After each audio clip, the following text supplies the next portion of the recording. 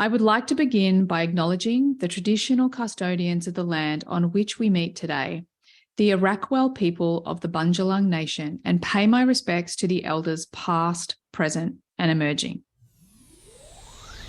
Hey, you've arrived at the Human Design Podcast, and I'm your host, Emma Dunwoody. The purpose of this podcast is to make human design simple so you can transform your life with ease and create a reality beyond your wildest dreams. It's my mission to take human design mainstream. We want it to be in schools, families, corporate, business, health and well-being, finance, spirituality, entertainment, music, and more. Why is this mission so important to me? Because I know that you are searching for the answers to two fundamental questions, just like I was. The first being, who am I? And the second, why am I here?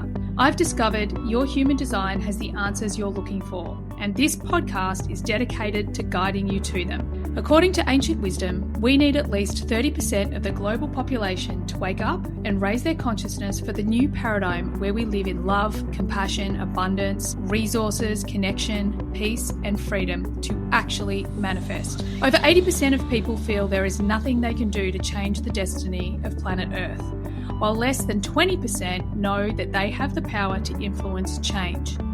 If you are one of the less than 20% that believe you can do something to help raise the collective consciousness, then please leave a review for this podcast on Spotify, Apple, and YouTube to help us take human design mainstream, raise the collective consciousness, and manifest a beautiful new paradigm. Hey, and welcome to today's episode. So today I want to take the next step in covering off this question, who am I? Or who are you, my friend? And I want to look at it through the frame of type. But I want to start with, how do we know who we are? Is who I am something that I am creating from free will every single day?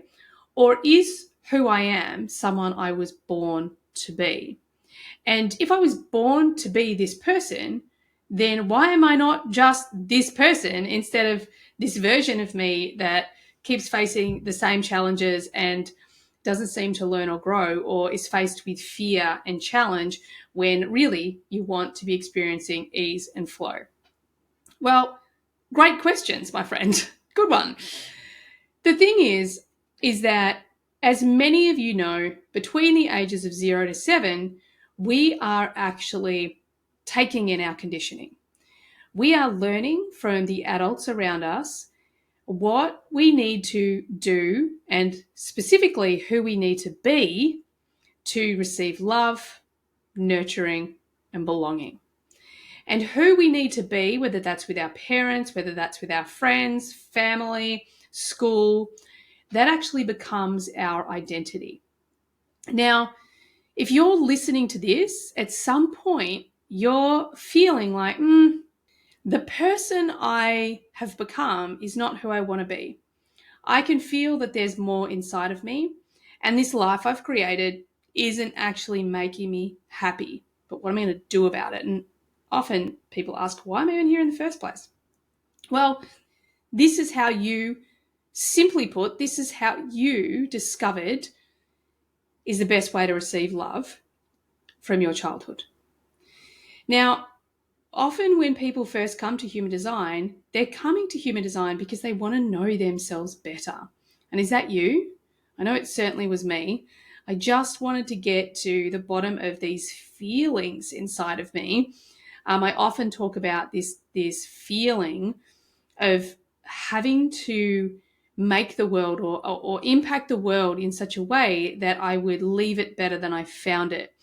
And this is language that I didn't even say out loud. It was just a feeling I had inside of me for a really long time. And ultimately, human design gave me the language and the almost like the confirmation that this is actually what I'm on the planet to do. So I thought what we'd do today is we'll start to step through, who are you being at a macro level according to your type to be you, all right? So your type is your aura, It's your energetic container, if you like. It's how people are going to experience you. It's how you experience life, because your strategy is in there. You've got your signature theme in there, which is this feeling that you get when you're in alignment. And you've got your not self theme in there, which is when you're out of alignment or you're in the ego. So I'm going to go through, I'll cover them off just in case you don't know what I'm talking about. But today what I would invite you to do is let's experiment. If our identity, so who we think we are, which is something that was created between the age of 0 and 7, unless we've already started to change it, which a lot of you I know listening already have started to work on this. But ultimately, the person we needed to be up until the age of 7 is not the person that we need to be today to align to our greatness, to our purpose, to our most authentic and confident self. So where do we start when we first come to human design? Where do we start to get to know ourselves even better? And the truth is it's understanding that you have this whole identity, pegged back there in your subconscious brain that is telling you who you need to be to receive love, nurturing, and to belong. And you're now on the journey to shake that up, to actually discover what is actually true for you, as opposed to what you thought was true for you as a kid. One of my favorite quotes from a mentor of mine is that a belief, although we feel like beliefs are true and our subconscious mind acts as if they are true, the reality is that a belief is nothing more than a convenient assumption. So what we are here to do, and especially if you're listening to this, then you're probably keen to change your belief systems, because when we change our belief systems, we change our identity and we change our reality. Because at the end of the day, we manifest from the thoughts we think that create the feelings we feel, because we create everything from our frequency. So that's why often when we start our deconditioning process or we start our waking up process, and we come to lots of healing modalities, or we come to coaching modalities or transformation modalities, that we're kind of like wading through the mud, because there's all of this stuff that we need to get out of the way, as we start to move towards this version of ourselves. And we start to realize that, wow, I did all of these things and I became all of these things because I thought it was going to get me love. I thought it was going to get me acceptance and belonging. But now we know that actually it's, maybe I'm accepted, but I'm accepted in a group that I don't want to be in, or in an industry that I don't want to work in. So it's this process of kind of unpicking. Now, of course, this is the Human Design podcast, and I really believe, in my experience, that human design is a really powerful way that we can align to the truth that's underneath our subconscious programming. Because it's my opinion that our human design blueprint is actually the energy that informs our subconscious programming. Okay, so it informs our identity, our belief systems, our attitudes, our values. One of my highest values, in fact, two of my highest values are freedom and peace. Always have been, and I'm a manifesting generator. What do manifesting generators long for? Peace. What do they strive for and must have? Freedom. So there's a lot of that our human design can really help us fast track to our authenticity, to really, okay, if I know who I really am at a soul level, then I can build the subconscious structures, framework that support my design. And then over time, it all just integrates. Sound good? All right. So I'm going to start with manifestors. Okay, so who are you according to your type? Well, at the end of the day, you are peaceful being, a peaceful being. Manifestors can express a lot of anger because it's their not self theme. But ultimately, you are looking for you are moving towards peace. That's what all manifestors want. I hear this story over and over again about manifestor babies. I've got a friend of mine that's got a manifestor baby. A new friend of mine, Kathy Heller, she's a manifestor. Same story from when she was a baby, that they're very peaceful, independent. This is the energy of a manifestor. So who are you according to your type? I am peaceful. I am free. I am a creative master. I am inspiring people into action. It is my responsibility to be uniquely me. I initiate people. So, thinking about the themes of your type and just giving yourself I am statements. Now, I am statements are our identity statements. Our identity beliefs are our identity. Our identity is the part of our subconscious mind that our ego and the subconscious mind will defend to the death, because this identity of yours has been created to keep you safe.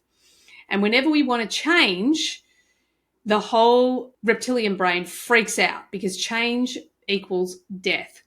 So this is why change can be so challenging, because the moment we skip off the path, then all of a sudden our subconscious brain, our reptilian brain, the hind brain freaks out and tries to get us back on track. But ultimately, there are three ways that we can change these belief systems. We can either do it through self-hypnosis or hypnosis. We can do it through habit. So let's say we go through this process today. Let's say you're a manifestor and you just write on your mirror in your bathroom, I inspire people into action. I am peace loving. Something like that, right? And you can just say it to yourself the repetition. And then there's also energetic psychology, energetic healing, things like Psych K, things like tapping, things like emotion code. There's so many different ways that we can sort of realign our energy and our belief systems.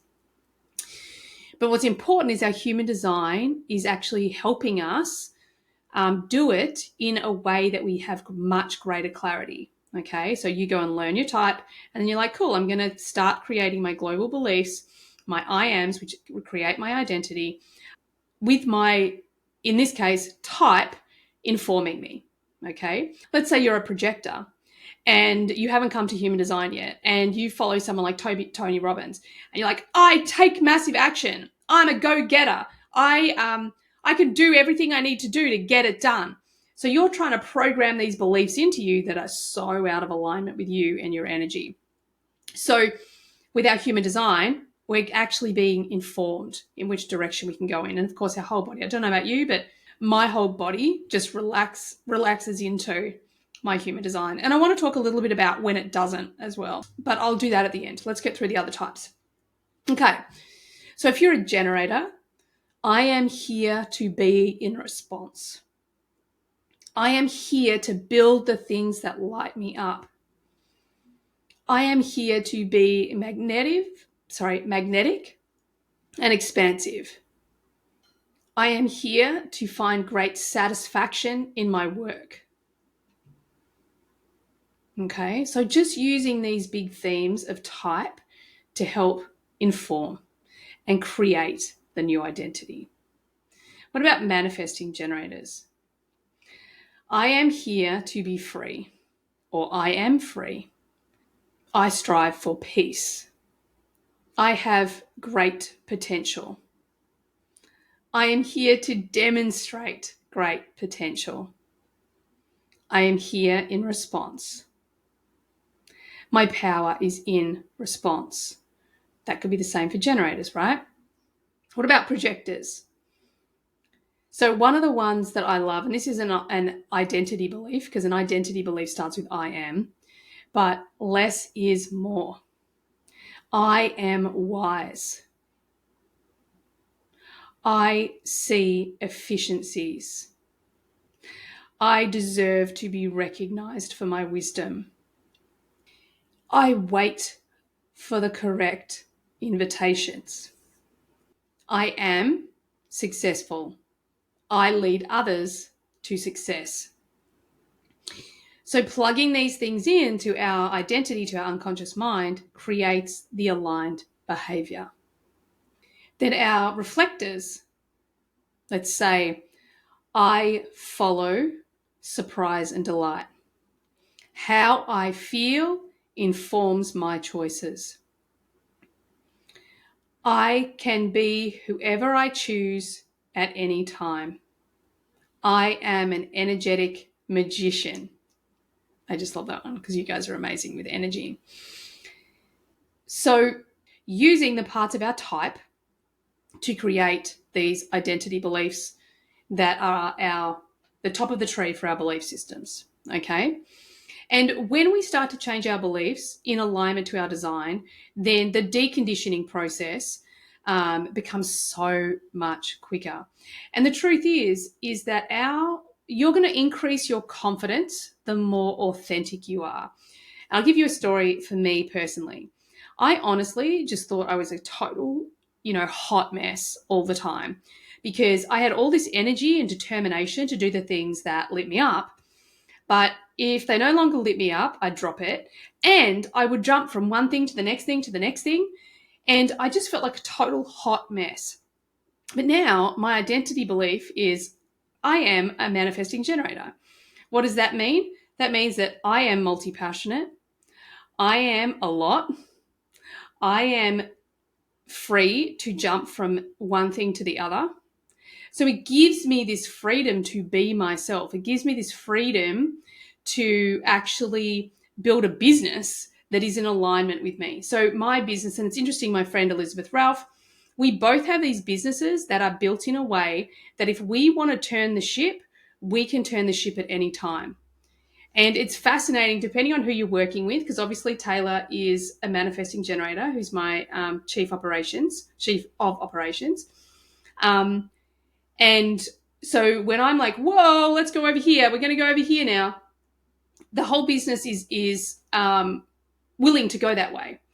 But what's interesting is a lot of the marketing world will tell me, no, you have to stick to one thing and keep going in that direction. And a lot of generators will tell you that as well, because that is the way their energy works. It's a pathway out in front of them. So when we start to understand and then build the identity, we then build everything else, whether it's a relationship, whether it's a business, whatever it might be, that's more in alignment with our true, authentic energy. Okay. So the other thing that I wanted to share today, and because this is something that for me personally, I've really been focusing on recently, at the end of last year, I definitely felt like I had let my mindset slip. I'd let my energy slip. And yes, I'd had challenges. However, for me personally, I felt like I'd really dropped the ball. And in the last, I'm going to say 3-4 weeks, I've been really focusing again on my mindset and really focusing on, because mindset, remember, is creating our thinking is creating our feeling is manifesting our reality. Okay. So it's so important that we're conscious of what we're thinking and what we're feeling. Now, that doesn't say that we don't process trauma or emotion, because we must, but we have to become really aware of when we get stuck in the loop, when we keep telling the same story, whether it's to ourselves or to someone else, when we stay in that old pattern of thinking, of conversation, of focus. We really must choose to break that pattern. And one of the things that I read again, and I mean, I know this well, but I just read again, and I don't know about you, but I find the wisdom comes to me when I need it. And Eckhart Tolle actually came back onto my, came back into my awareness. And I was listening to a podcast and he said, resistance is causing all the struggle. And I was like, oh, resistance to whatever is going on in the moment. Meaning that if you are not in acceptance with whatever is going on in that moment, then you're creating struggle for you. I mean,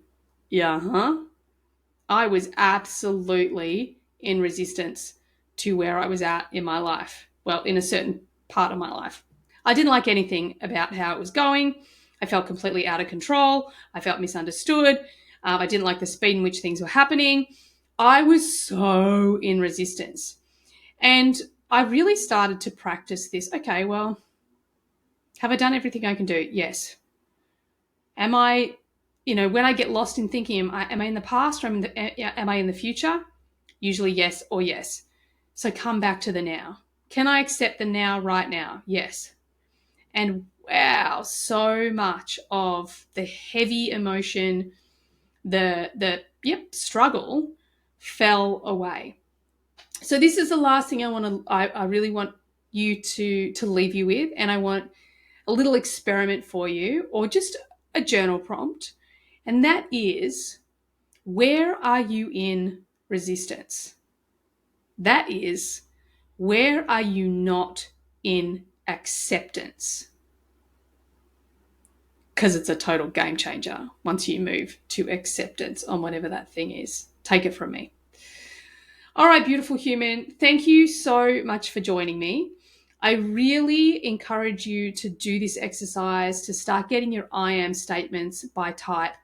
If you're in HDX, dive into all the hours of training we have by type. Otherwise, you can go back to other episodes where I dive super deep into each type, so you can use that as well if you want to create this identity. But remember, your beliefs and your identity are creating your reality. So if you can align your beliefs and identity to your authentic self, which is your human design or the energy that's informing these things, then everything changes. You will be living an authentic, confident, free life, doing what you love with the people you love. Sound good? Awesome. I trust you got what you needed from today's episode. Bye for now. Thanks everyone for being here all the way to the end of the podcast. I hope you got lots of value out of it. I certainly had a lot of fun doing it. Could I please ask that you share this podcast with friends if you found it valuable? And also, bonus points, could you leave a review for me as well on Apple? It would be greatly appreciated. If at any point you would like to be on the podcast, or you've got questions that you'd like me to discuss on the podcast, by all means get on my socials and DM me. Everything you need is there in the show notes. Have an awesome day. Bye for now.